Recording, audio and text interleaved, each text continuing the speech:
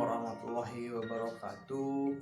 Izin memperkenalkan diri, nama saya Alif Ramdhani, NIM 1807115 dari Prodi PGSD Penjas 5C.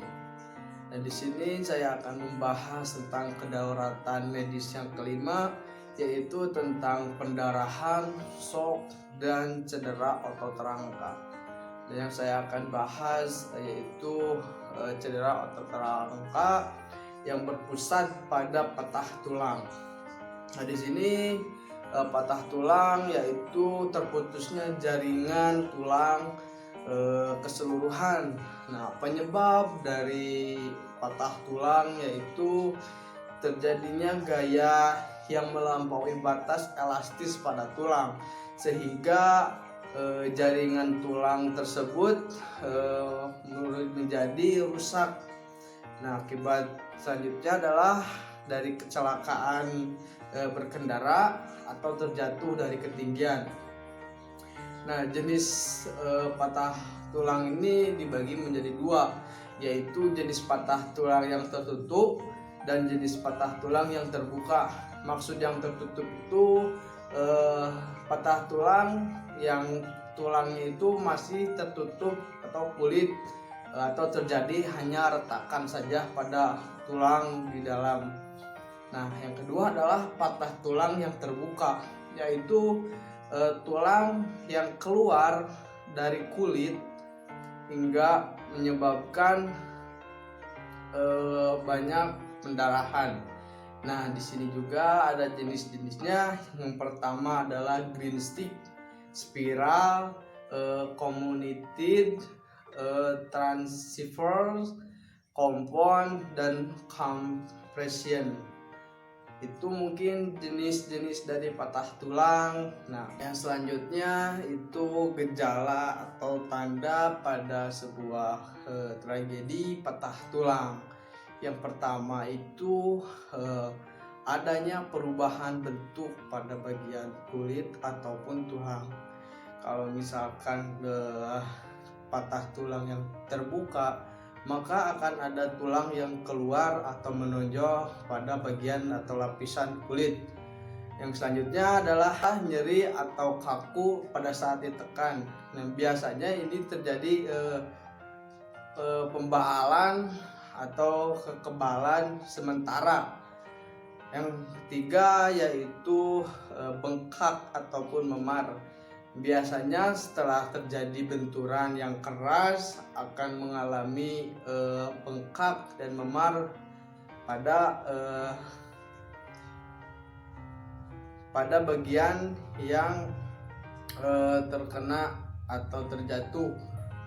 Kemudian gangguan fungsi gerak. Nah, pada patah tulang ini akan adanya gangguan fungsi gerak, misalkan pada tangan yang patah tulang yang terbuka, pasti di bagian sesudah patah tulang tersebut akan tidak bisa digerakkan sementara sebelum mendapat bantuan atau penanganan medis yang lebih lanjut. Nah, selanjutnya adalah terdengar suara berderik. Nah, biasanya itu terjadi pada patah tulang terbuka. Nah, selanjutnya mungkin terlihat bagian tulang keluar dari kulit. Nah, ini pasti tentu pada patah tulang yang keluar. Kemudian pertolongan pertamanya menggunakan pembidaian. Apa sih pembidaian? Pembidaian merupakan alat untuk menstabilkan dan mengistirahatkan bagian yang cedera, yang bertujuan untuk mencegah pergerakan pada luka atau yang cedera, dan mencegah juga cedera yang lebih baru atau lebih parah lagi, dan bisa juga mengistirahatkan luka cedera. Kemudian mengurangi rasa nyeri pada bagian yang cedera. Yang terakhir adalah mempercepat penyembuhan pada luka dengan menggunakan pembidaian, karena dalam menggunakan pembidayaan ini patah tulang, si tulang tersebut tidak akan bisa bergerak lagi dan mengakibatkan cedera yang lebih fatal. Dan kemudian yang terakhir ada sebuah prinsip dalam pembidayaan tersebut. Nah, yang pertama itu bisa mengendalikan peredaran darah yang keluar yang berlebihan pada patah tulang atau luka. Kemudian bidah ini juga meliputi dengan dua tongkat atau kayu, bisa yang lurus agar si tulang atau yang patah tersebut diam, tidak bisa banyak bergerak lagi.